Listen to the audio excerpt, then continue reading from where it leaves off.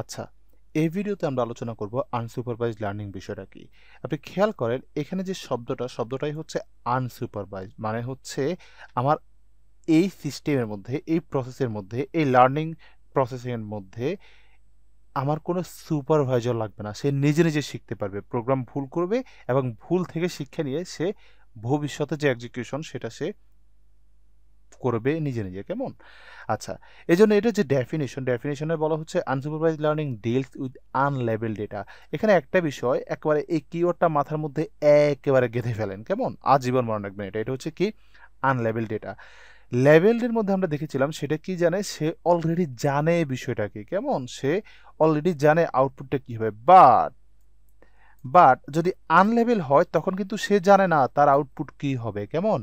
এজন্য এটার যে অ্যালগরিদম সে অ্যালগরিদম কি করে তার কাজই হচ্ছে কিছু ফাইন্ড সে কি করবে কিছু হিডেন প্যাটার্ন সে খুঁজে বের করবে ফাইন্ড করবে। কেমন?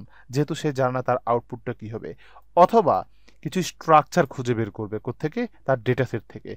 অথবা সে দেখবে তার রিলেশনশিপটা কি আপনার যে একটা আউটপুট আছে সে যেহেতু জানে না তাহলে দেখবে যাচ্ছে এটার রিলেশনশিপ কি একটা একটার সাথে কিভাবে কানেক্ট হয়ে আছে সেখান থেকে সে রিলেশনশিপটা খুঁজে বের করবে।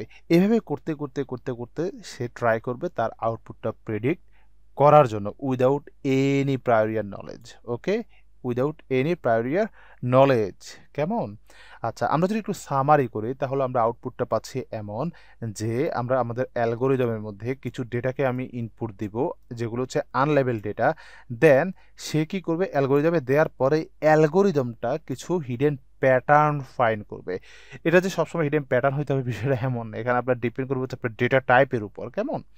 ওকে, এখন এটার কিছু উদাহরণ হইতে পারে যেমন ক্লাস্টারিং মানে হচ্ছে কাস্টমার সেগমেন্টেশন, অ্যানোমালি ডিটেকশন এই টাইপের কিছু উদাহরণ হইতে পারে। অথবা আপনার ডাইমেনশনারি রিডাকশনের ক্ষেত্রেও কিছু আপনার ইউজ করা যেতে পারে। এটা হচ্ছে kind of application unsupervised learning এর। কেমন?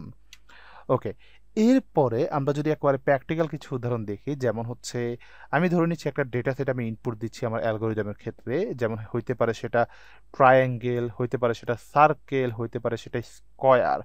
এগুলার একেবারে বিশাল একটা ডেটা সেট আমি কি করলাম অ্যালগোরিদমের মধ্যে ইনপুট দিলাম। ইনপুট দেওয়ার পর সে কি করবে যেহেতু সে জানে না তার মানে সে মিস্টেক করবে। কখনো সে সার্কেলকে বলবে এটা হচ্ছে স্কয়ার, কখনো ট্রায়াঙ্গেলকে বলবে এটা হচ্ছে সার্কেল, কখনো স্কয়ারকে বলবে এটা হচ্ছে ট্রায়াঙ্গেল। এভাবে ভুল করতে করতে করতে করতে করতে একটা সময় গিয়ে সে সঠিক করবে। সঠিকটা হচ্ছে কি একবার বলবে এটা হচ্ছে স্কয়ার, এরপরে হচ্ছে আপনার সার্কেলকে বলবে সার্কেল, এরপরে হচ্ছে সে ট্রায়াঙ্গেলকে বলবে ট্রায়াঙ্গেল। তাইলে সে যেহেতু জানে না তার আউটপুটটা কি তাইলে আমার অ্যালগোরিদমটা কিভাবে সাজানো হয় অ্যালগোরিদম হচ্ছে এমন তোমার কাছে যদি চারকোনা টাইপের কোনো কিছু একটা জিনিস থাকে তুমি এটাকে চিন্তা ভাবনা করে নিবে এটা হচ্ছে স্কয়ারের মতো, যদি গোল থাকে এটা হচ্ছে সার্কেল, যদি তিন কোণা থাকে তাহলে এটা হচ্ছে ট্রায়াঙ্গেল। বিষয়টা হচ্ছে অনেকটা আপনি দেখেন এখানে প্রত্যেকটা থিওরি একটা আরেকটার সাথে কাইন্ড অফ সিমিলার। সো আপনাকে খুব আহ, ভালোভাবে এগুলো একটু বুঝে নিতে হবে। কেমন?